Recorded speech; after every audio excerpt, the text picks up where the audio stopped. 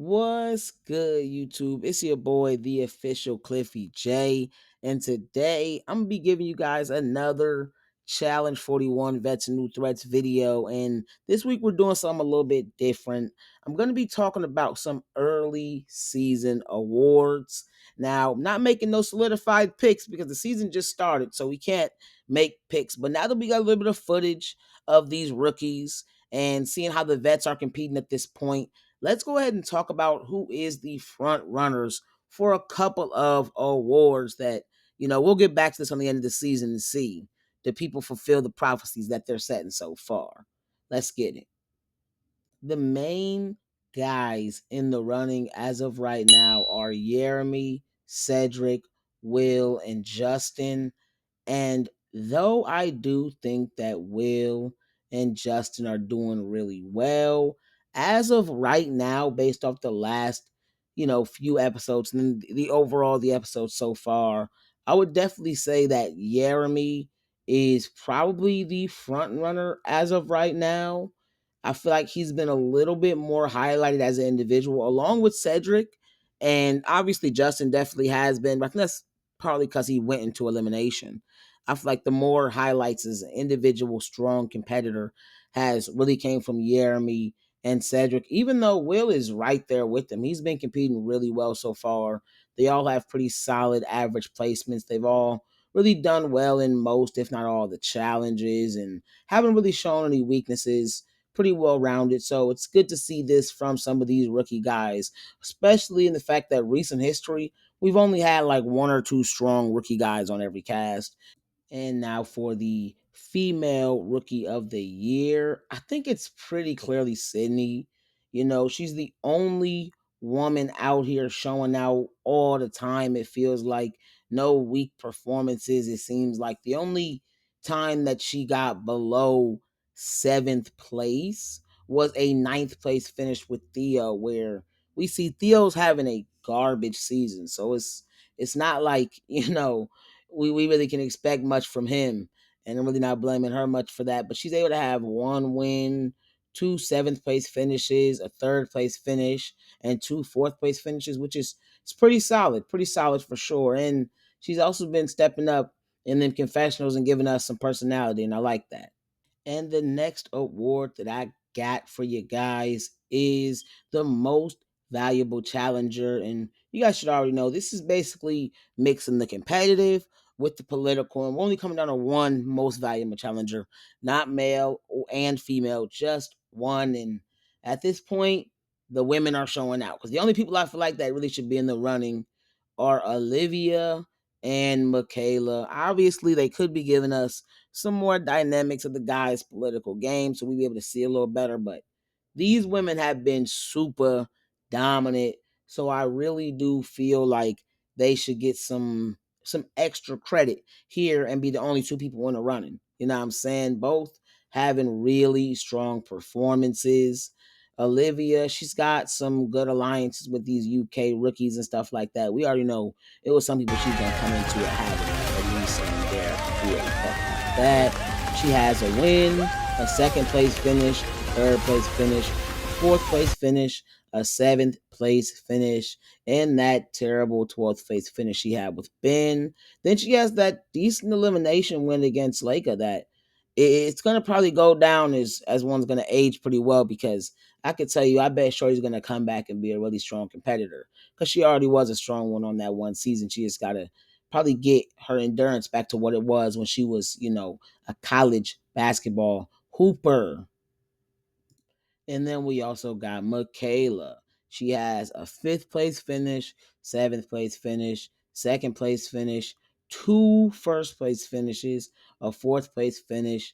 And she's definitely working with Aviv, Nani, Ashley, some of the rookie guys, and at this point, seemingly the survivor girls, which that does seem like she has some good numbers. That does seem like she's in a good position. She hasn't been in danger like Olivia, hasn't been targeted like Olivia. So I feel like in this, I got to go ahead and go with Michaela. Her political game has been a little bit of a step ahead, and she's been a step ahead in the dailies also. So, well, it's been really close, but she's been a step ahead in the dailies also. So it's like I gotta give it to her. She also doesn't have a below seventh place finish, so she's always gotten points. So I feel like actually, when I really think about it from a competitive standpoint, it's pretty clear. From a competitive standpoint, it's pretty clear. And then politically, I would actually have to lean Michaela also because she isn't coming into the game with all these, easy relationships that just automatically are going to work with her that she's been friends with for, a little bit of time now and stuff like that. And she played a season with them. You know what I'm saying? So I got to give it to Michaela there. And the next award that I got is Best Performing Male. And this is just in the competitions. This is, we could just go by who has the highest average placement, which that's cool. Who has the highest points, which is also fine.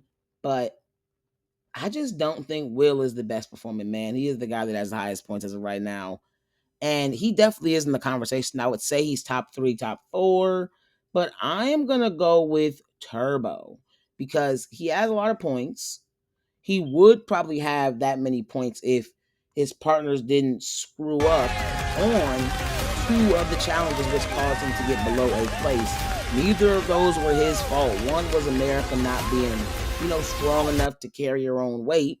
You know what I'm saying? And one was Izzy falling off the wall. So it's like neither of those were Turbo. Turbo possibly could have gotten points in those. We know that's the level he's really on. And he also led him and Leica to their win. So it's like, you feel me? I think he is definitely proven to possibly be the best performer in this cast. I believe that he has been the best male performer. I could also see Jeremy. I could also see Justin. I could see Cedric. I could see Will. It's other people in the conversation, but I'm going to go ahead and say Turbo. And now we got the best performing female on the season. And this is between Olivia, Michaela, and Sydney. And I basically already spoiled it. But I will say this, Sydney is definitely performing at a really high level. Good job there for her. But it is Michaela. I already made that pretty clear. Doesn't have a finish below seventh place. Might be below eighth, but doesn't have a finish below seventh place. And she has 2 challenge wins. So there you go, girl. And the next award we got isn't even really an award, it's actually bad, but we got the most disappointing challenger. And the two people that were really in the running were Theo and Derek K. But I had to go ahead and go with Derek K. You definitely came on injured, my boy, and you ain't been hooping like you need to. You ain't been cooking like you need to. You only got 4 points. That's cooked, bro. That's cooked. That's really it. The next award we got is most interesting storyline.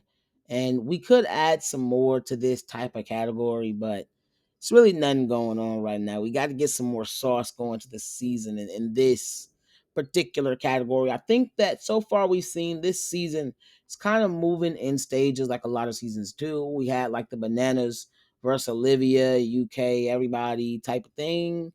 Now we kind of are in the UK alliance versus everybody, going concurrently with the calm before the storm of the vets versus the new threats. Like we're about to really be in that era. We're definitely about to be in the vets versus new threats era for sure. That's where we are, and that's why I say it was the calm before the storm these past 2 episodes as we're transitioning. And I think we're in for a story. I got to definitely give the award as of right now to the new threats versus the vets storyline. I think that's going to end up being the best storyline because Bananas versus is kind of played out, and then the UK versus everybody it was cool. It was cool, but I mean, it's still going to be there while we have the vets versus the new threats. But Olivia and them, not really that entertaining as protagonists. I don't know. Maybe I'm tripping. And then the last award we got is the Eliminator. And I'm going to go ahead and do a male one and a female one. I might not have that be it at the end of the season, but I think both performances were relatively even in terms of impressiveness. I do think Gaze was a little more impressive, but he is a big dude, athletic dude, fast dude. Johnny's an old dude, wasn't the most athletic, if we're even going to be honest, from the jump. So it's like kind of cooked there. You know what I'm saying? And then Olivia beat someone that is more athletic than her, but she also was an athlete too. She was a hockey player or some shit like that up in Alaska. Like she played sports too, so it's not like she's just unathletic, and then she's going against some athletic beast. Like, she's going against an athletic beast, but she was an athlete in her own right, and she obviously has a better endurance.